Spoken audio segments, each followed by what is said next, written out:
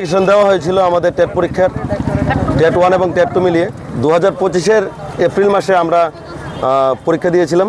মোট আমরা অ্যাপ্রক্সিমেট আমরা 44,000 ক্যান্ডিডেট ছিলাম, তার মধ্য থেকে আমরা পাশ করেছি 1856 জন। আমাদের এবছরের ভেরিফিকেশন টিআরবিটির হিস্ট্রিতে এরকম কঠিন ভেরিফিকেশন কোনো বছর হয়নি। ভেরিফিকেশনে আমাদেরকে অনেক হয়রানি করা হয়েছে। আমরা তারপরে ভেরিফিকেশন কমপ্লিট করে আমরা সার্টিফিকেট পেয়ে এখন আমরা 1856 জন ক্যান্ডিডেট রয়েছি। বর্তমানে এমন একটা অবস্থায় আছি আমরা কোনো জায়গা থেকে কোনো প্রকার জবাব পাচ্ছি না যে আমাদের কি হবে, আমাদের ভবিষ্যৎটা কি, আমরা কার কাছে গেলে সুষ্ঠু জবাব পাবো। আমরা যখন ফাইন্যান্সে দেখা করতে গেলাম তখন ফাইন্যান্সের থেকে আমরা জানতে পারলাম আমাদের ফাইন্যান্স মিনিস্টার আমাদের সঙ্গে দেখা করেননি। ফাইন্যান্স মিনিস্টারের পিএস স্যার আমাদেরকে জানালো একরকম বিষয়। তারপর আমরা এলিমেন্টারিতে একবার এসেছি। এলিমেন্টারিতে আসার পরে এলিমেন্টারি ডিরেক্টর স্যারের কথাবার্তার কোনো মিল নেই। স্যার একবার বলছে যে ফেব্রুয়ারি মাসে কিছু সংখ্যক নিয়োগ হবে। এটা একদম আপনাদের নিউজ চ্যানেলের সামনে উনি বলেছিলেন যে ফেব্রুয়ারি মাসে কিছু সংখ্যক নিয়োগ জানুয়ারি মাসে ফেব্রুয়ারি মাসে কিছু সংখ্যক নিয়োগ হবে, যার কোনো হদিশ এখন আমরা পাচ্ছি না। যদি জানুয়ারি মাসের শেষে নিয়োগ হয় তাহলে জানুয়ারি মাস আজকে শেষ, তাহলে আমরা নিয়োগটা কবে হবে? মুখ্যমন্ত্রী স্যারের সঙ্গে দেখা করার কোনো উপায় নেই। আমরা সবাই এখন আনফর্চুনেট যে আমাদের শিক্ষামন্ত্রী, আমাদের মুখ্যমন্ত্রী স্যারই হচ্ছেন আমাদের শিক্ষামন্ত্রী। পার্টিকুলার কোনো শিক্ষামন্ত্রী আমাদের নেই। আমরা যার কাছে যেতে পারবো আমাদের মুখ্যমন্ত্রী স্যারের সঙ্গে দেখা করতে হবে। যা দেখা করার কোনো পদ্ধতি আমরা খুঁজে পাচ্ছি না। আমরা যখন মুখ্যমন্ত্রী স্যারের সঙ্গে দেখা করতে যাই তখন মাঝপথে আমাদেরকে পুলিশ আটকে ফেলে, আমাদেরকে সবাইকে অ্যারেস্ট করে। আমরা এত পরিশ্রম করে পড়াশোনা করে আমরা টেট পাস করে এসেছি, শেষমেশ আমরা অ্যারেস্ট হতে হলো। জীবনের সবথেকে বড় এক্সপিরিয়েন্স এটা যে আমরা পুলিশের গাড়িতে উঠতে হয়েছে। পুলিশ আমাদেরকে অ্যারেস্ট করে নিয়ে বসিয়ে রেখেছে এডিনগরের পুলিশ মাঠে। তারপর আমাদেরকে সন্ধ্যার পরে ছেড়েছে। আমাদের এই বর্তমান পরিস্থিতি। আমরা আজকে এলিমেন্টারি ডিরেক্টর স্যারের সঙ্গে দেখা করতে আসলাম। আমরা প্রথমে এখানে ভিড় জমাইনি, আমরা 4 জন প্রতিনিধি আমাদের পক্ষ থেকে আমরা পাঠিয়েছিলাম ভেতরে দেখা করার জন্য। এলিমেন্টারি ডিরেক্টর স্যার আমাদের সঙ্গে দেখা করছেন না। উনি বলছেন উনি ব্যস্ত, বলছেন ডিরেক্টর দেখা করবে, অন্যরা দেখা করবেন। তো অন্যদের কাছ থেকে আমরা জবাব কোথায় পাবো? এলিমেন্টারি ডিরেক্টর স্যারই সঠিক জবাব দিতে পারছেন না, তো অন্যরা কোথা থেকে জবাব দেবে? আমরা কার কাছে যাব? কার কাছে গেলে আমরা সঠিক জবাব পাবো? আমাদেরকে যদি নিয়োগ সম্পর্কে যদি আমরা কোনো ধারণাই না পাই, আমরা কবে নাগাদ আমাদেরকে নিয়োগ করা হবে? আমাদেরও তো একটা ফ্যামিলি রয়েছে, আমাদেরও তো একটা প্রত্যেকের একটা রোজগারের ব্যাপার রয়েছে, সংসারের ব্যাপার আছে। আমরা সব কিছু বাদ দিয়ে যারা মহিলারা, যারা ম্যাডামরা যারা এখানে এসেছেন, যার সংসার রেখে এসেছেন, কীভাবে ওরা প্রতিদিন এখানে আসবে?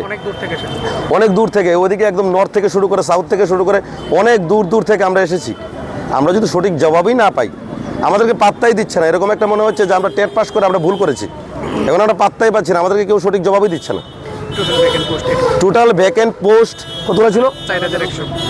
4100 মতো ভ্যাকেন্ট পোস্ট আছে। এটা আমার বক্তব্য না, এটা ত্রিপুরার বিধানসভায় কিংবা আমরা যে আরটিআই করেছিলাম দপ্তর থেকে আমাদেরকে জানিয়েছে যে 4100 পোস্ট আছে খালি। আমরা মাত্র 1856 জন। আমাদেরকে কেন নিয়োগ করছে না? রাজ্যের শিক্ষার কি বেহাল অবস্থা! প্রতিদিন আমরা কোনো না কোনো স্কুলের মধ্যে দেখতেই পাই যে ছাত্রছাত্রীরা আন্দোলন করছে, অভিভাবকরা আন্দোলন করছে যে স্কুলের মধ্যে শিক্ষক নেই। তো এগুলা কি আমাদের সরকারের নজরে পড়ছে না? আমাদের শিক্ষামন্ত্রীর নজরে পড়ছে না? এই প্রতি বছর এত পরিমাণ শিক্ষক রিটায়ারমেন্টে যাচ্ছে। 10,330 ভ্যাকেন্ট পোস্ট তো রয়ে গেল। আমরা 1856 জন ক্যান্ডিডেট পাস করেছি। 2022-এর পর টেট পরীক্ষাই হয়নি, 2025-এ পরীক্ষা হয়েছে, মধ্যে 3 বছর একটা নিয়োগও হয়নি। তা আমরা পাসই করেছি মাত্র 1856 জন, লেস দেন 5%। যতজন আমরা পরীক্ষা দিয়েছিলাম এর 5% আমরা পাস করেছি। তাহলে আমাদেরকে কেন নিয়োগ করতে এত পরিমাণ গাফিলতি করা হচ্ছে?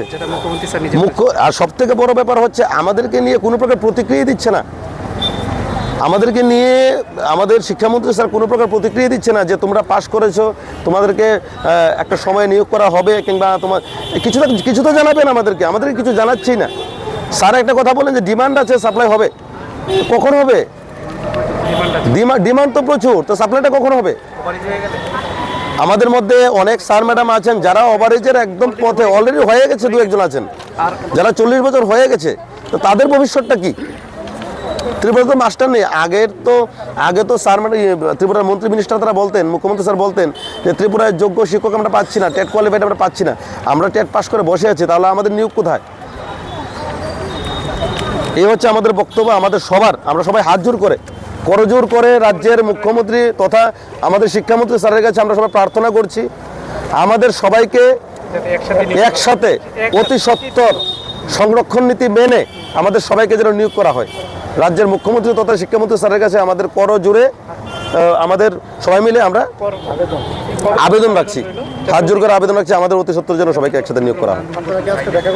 আমরা দেখা করতে এসেছিলাম, আমাদেরকে দেখা করতে দেওয়া হয়নি। আমরা দেখা না করে যাব না, প্রয়োজনে আমরা রাস্তায় বসে যাব, কিন্তু আমরা আজকে দেখা না করে যাব না। আমরা আজকে সঠিক জবাব এখান থেকে নিয়ে যাব, আমাদেরকে জবাব দিতে হবে। অনেকবার আমরা এখানে এসেছি, আমরা এর আগে অনেকবার এসেছি, আমরা সুষ্ঠু জবাব পাইনি, জবাবে কোনো মিল নেই। একবার বলছে যে এই মাসে হতে পারে, মানে কোনো সঠিক জবাবই নেই, ওরা জানেই না আমাদের বিষয় নিয়ে কিছু। মানে এমন একটা বিষয় লাগছে যেমন ফাইন্যান্সে আমাদের পোস্ট নিয়ে কোনো আলোচনাই হচ্ছে না, আমাদের নিয়ে কোনো কথাবার্তাই হচ্ছে না।